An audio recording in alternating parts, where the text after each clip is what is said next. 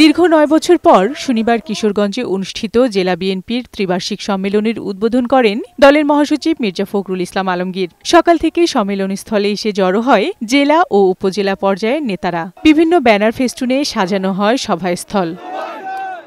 বিকেলে লন্ডন থেকে সম্মেলনে ভার্চুয়ালি যুক্ত হন দলের ভারপ্রাপ্ত চেয়ারম্যান তারেক রহমান। এ সময় তিনি বলেন, দেশের জনগণ দীর্ঘদিন ধরে নিজেদের রাজনৈতিক অধিকার প্রতিষ্ঠার জন্য ঐক্যবদ্ধভাবে লড়াই সংগ্রাম করছে। দলের নেতাকর্মীরা খুন গুমের শিকার হয়েও ঐক্যবদ্ধ থেকেছে।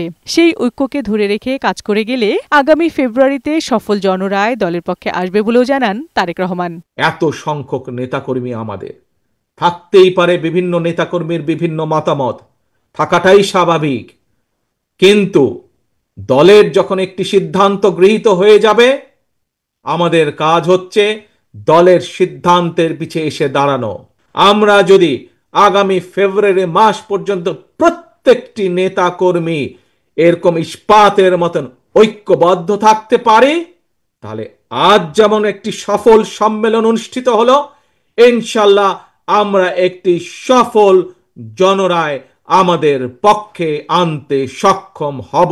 দেশ স্বৈরাচার মুক্ত হলেও ষড়যন্ত্র থেমে নেই বলেও জানান তারেক রহমান। স্বৈরাচার তো বিদায় হয়ে গিয়েছে, পালিয়ে গিয়েছে, কিন্তু অদৃশ্য শক্তি কিন্তু ধীরে ধীরে মাথা চাড়া দিয়ে উঠছে।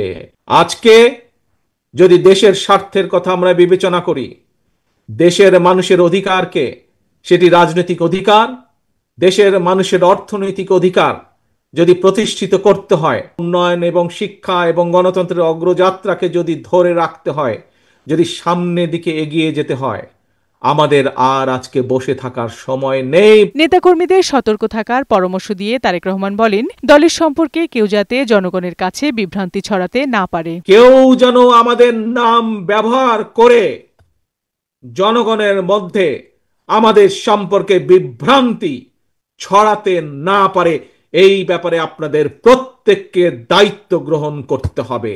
কারো সংস্কার প্রস্তাব নিয়ে বিএনপির কোনো আপত্তি নেই বলেও জানান তারেক রহমান। বিউটি সমাদ্দার, বৈশাখী সংবাদ।